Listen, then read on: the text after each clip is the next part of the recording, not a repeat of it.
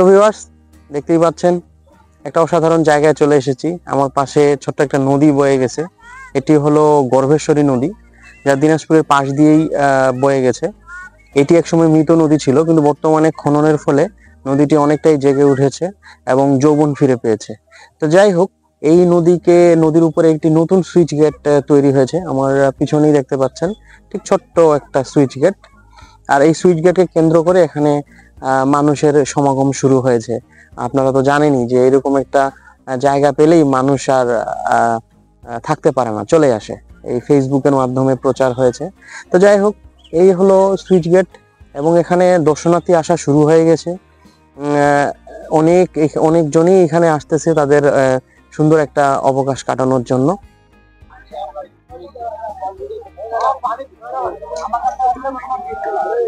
অসংখ্য দর্শনার্থীর সমাগম ঘটেছে। রয়েছে বসার এরকম ছাউনি। বাংলাদেশ পানি উন্নয়ন বোর্ড দিনাজপুর, সুন্দর সুন্দর ছাউনি, সুন্দর পরিবেশ।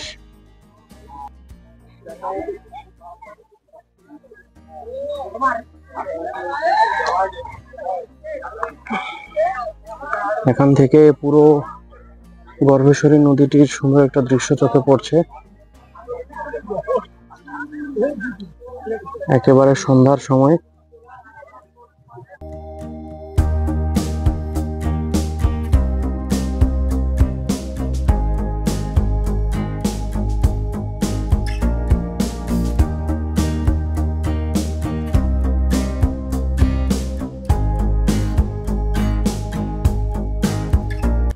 আর আমরাও তাই এসেছি, ফেসবুকে দেখেছি এই জায়গাটি হয়েছে নতুন করে, তাই আমরাও এসেছি। তো এখানে বলতে গেলে অনেক মানুষের সমাগম এই জন্য হয়। দেখতে পাচ্ছেন উঁচু রাস্তা, ওইদিকে যদি রাস্তাটা দেখাও, উঁচু রাস্তা, এগুলা সব পাকা রাস্তা এবং সব রাস্তার কন্ডিশনটা খুবই ভালো। তো বিকেলের সময় বিশেষ করে এখানে যেহেতু গাছপালা নাই, বিকেলের সময় এই জায়গাটি অনেক মনোমুগ্ধকর একটা পরিবেশ ধারণ করে, যা আমরা এখানে উপভোগ করতেছি। তো আপনারা যারা দিনাজপুর শহর থেকে এই জায়গাতে সহজেই আসতে চান, তাদেরকে যে কাজটা করতে হবে, Dinajpur medical college, Dinajpur medical college থেকে একটু সামনে আসলেই চুনিয়াপাড়া নামে একটা বাজার পড়বে এবং সেই চুনিয়াপাড়ার উত্তরে একটা রাস্তা ঢুকে গেছে, চিকন একটা রাস্তা, পাকা রাস্তা।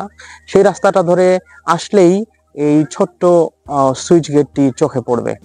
তো আশা করি আপনারা এরকম একটা ছুটির দিনে সময় সুযোগ বের করে দিনাজপুর শহর থেকে খুব সহজেই এই জায়গায় ঘুরতে আসবেন। প্রথমে আসলে আপনাকে ভালোই লাগবে।